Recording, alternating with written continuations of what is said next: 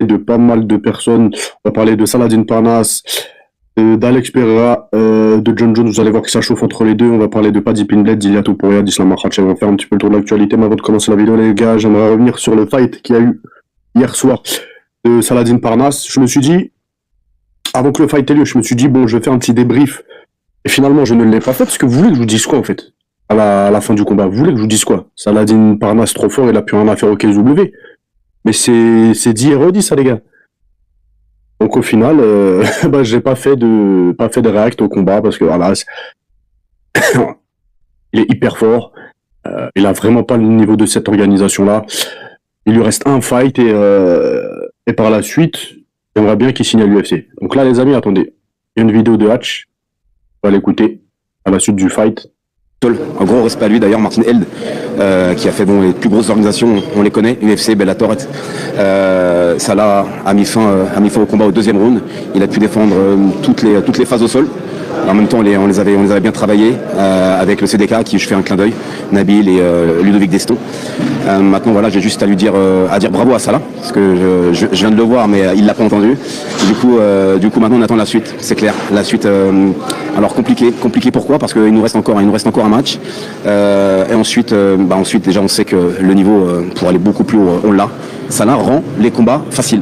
Donc c'est pas, je pense pas que ce soit les adversaires qui sont nuls. C'est simplement Salah qui est très fort. Voilà. Encore une fois, prenez pas ça pour de la prétention. Vous l'avez vu aujourd'hui. Ce soir, il avait, je pense que le plus grand des masters au sol. Et puis voilà, il a non pas finalisé, mais mis KO son adversaire. Voilà. Donc félicitations à lui et souhaitons-lui un bel avenir. Je pense que ça va se dessiner pour de vrai cette fois-ci. On en reparle fin mai, en effet.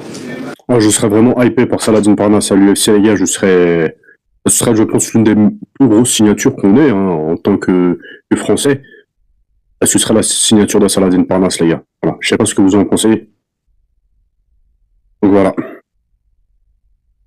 On continue, les amis, avec Carlos Prates, qui était très bon coup. En striking, la meilleure arme, c'est celle-ci. C'est les coups, les gars.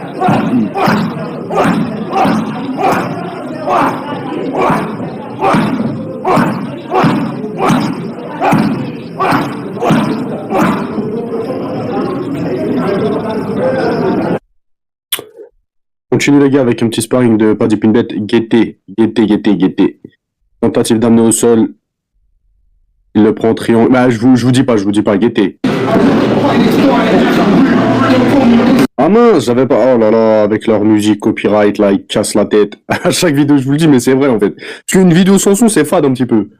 Ça, c'est pas le plus important. Ce qui est le plus important, c'est les images, mais bon, c'est quand même chiant.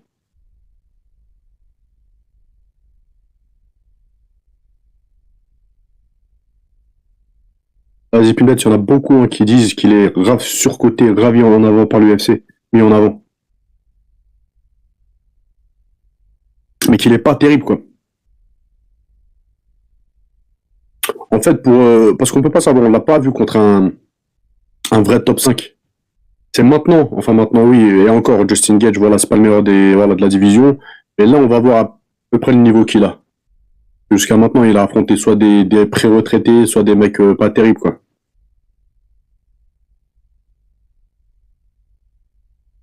S'il roule sur Gaethje, s'il lui roule dessus, on pourra dire, ah, au final, il a un vrai potentiel.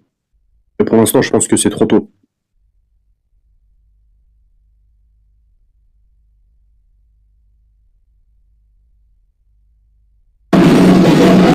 On continue, les amis, avec Ousmane Nurmagomedov qui donne son top 5 des combattants des mecs de l'Est de tous les temps. Voilà. Donc numéro 1, Khabib Nurmagomedov, numéro 2, Islam Makhachev, numéro 3, Fedor, numéro 4, Umar Nurmagomedov et numéro 5, Peter Yan. Vous en pensez quoi du classement, les gars? En tout cas, il n'y a pas Khamzat Chimaev. Peut-être il est en 6ème place. Voilà. On continue, les amis, avec Max Holloway. Il a expliqué qu'il aimerait soumettre Charles Oliveira. Il a dit quoi? Mes coachs vont sûrement me TUER en voyant ça, mais le vrai move BMF dans ce combat, ce serait de soumettre le roi, entre guillemets, des soumissions. Donc il a l'intention de soumettre Charles Oliveira. Vas-y, va jouer au bill, là. Convoque le milieu de la cage. Là.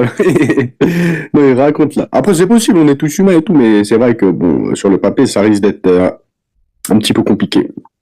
On poursuit les amis, il y a une info qui vient de sortir, à prendre avec des pincettes. Donc pour l'instant c'est qu'une rumeur, hein, mais comme vous le savez, les annonces commencent généralement par des rumeurs. Donc il semblerait que le combat entre Jiri et Carlos Hulberg soit sur le point d'être signé pour l'événement principal de l'UFC 327. Ce combat devrait être un combat pour le titre incontesté, pour la ceinture les gars, car Alex Pereira a l'intention de laisser vacant son titre pour passer dans la catégorie des poids lourds. Donc c'est la rumeur qui tourne, on va voir si ça se concrétise. Mais ça, comment dire, ça corrobore avec l'info que je vous ai partagée il y a 4-5 jours, comme quoi Alex Pereira montait chez les poids lourds. Vous avez dit, ouais, il fuit Khamzat Chimaev, etc., etc.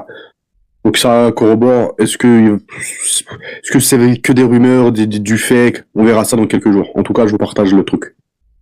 On continue les amis avec Ousmane Nurmagomedov qui affirme que Paddy Pimblett n'est absolument pas un boxeur d'élite et qu'il n'a pas mérité sa chance pour le titre. Il a dit quoi? Paddy Pimblett n'a rien. Qu'est-ce qu'il a? Qui est Paddy? Il a battu qui? Michael Chandler? Tout le monde bat Michael Chandler, mon pote. Ces gars-là ne sont pas des boxeurs d'élite. Peut-être des combattants d'élite, il voulait dire. Pas des boxeurs, des combattants d'élite. Mais là, ces temps-ci, il n'y a pas que Ousmane Nurmagomedov qui a pris la parole concernant Paddy Pimblett. Il y a d'autres fighters de l'UFC qui ont tenu les mêmes propos. On continue les amis avec Ilia Topuria. Je vais faire simple. Je vais pas m'étaler. Je vais vous lire l'info. Et je vais même pas mettre de commentaires parce qu'il me fatigue. Il me fatigue et je me répète, etc. Lui aussi il se répète et vas-y. Fais mal au crâne. Donc oui, on a Ilia Topuria qui a pris la parole. Et il s'en prend à Islam Makhachev, affirmant qu'il serait incapable de le soumettre. Continue. Vas-y, même pas polémiquer les gars. Continue les amis avec Khabib Nurmagomedov.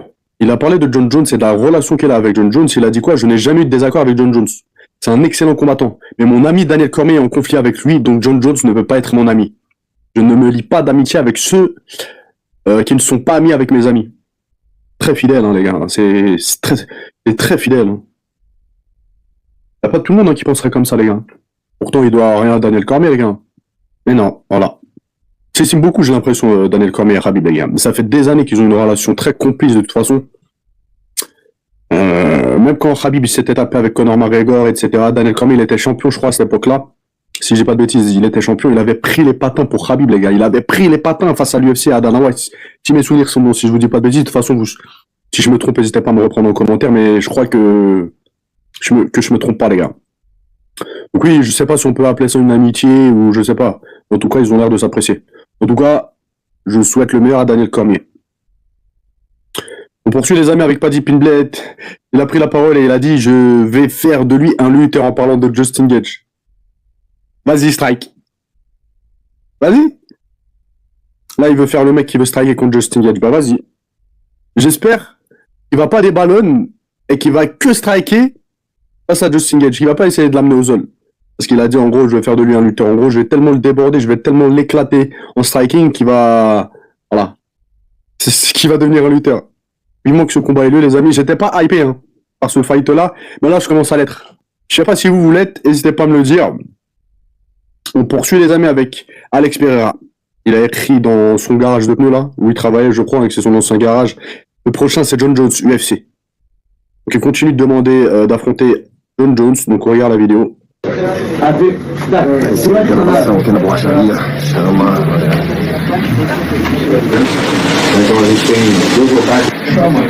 On a John Jones qui lui a répondu, les gars. Donc il répond à la provocation d'Alex Pereira. Il a dit quoi? J'ai battu un tas de champions de ton pays, mon ami. Je sais que tu aimerais venger ces gars-là, mais attention à ce que tu veux. Vas-y les gars, ils racontent. Ils sont en train d'essayer de hyper le combat, mais vas-y, laissez-nous tranquille avec votre combat claqué. Là. Et je sais pas pourquoi Alex Pereira, il persiste à... Vas-y, ferme-la, affronte Khamzat Chimaev ou affronte Cyril Gane. Ça sert à quoi les gars, ce fight-là? Vraiment. Je me répète souvent, mais je peux que me répéter, je ne suis pas hypé par ce fight-là, il fatigue. Arrêtez de hyper quelque chose, on n'est pas hypé. Vous fatiguez pas à faire des vidéos et tout, vous fatiguez pas les gars. Et je crois que pour la majorité des cas, on est tous d'accord les gars. Ce combat-là n'intéresse pas grand monde en fait. Voilà, en tout cas, nous les Français, parce que je vois en commentaire, vous n'êtes pas très chaud les gars. Vous préférez voir un Alex Pereira, Cyril Gane, etc., etc. Donc voilà, j'espère pas que l'UFC et Dana White vont céder à leur caprice là. Et qui vont organiser ce combat éclaté au sol. Bref, c'est tout pour aujourd'hui les gars. Je vous laisse, je vous dis à la prochaine vidéo. Ciao, ciao.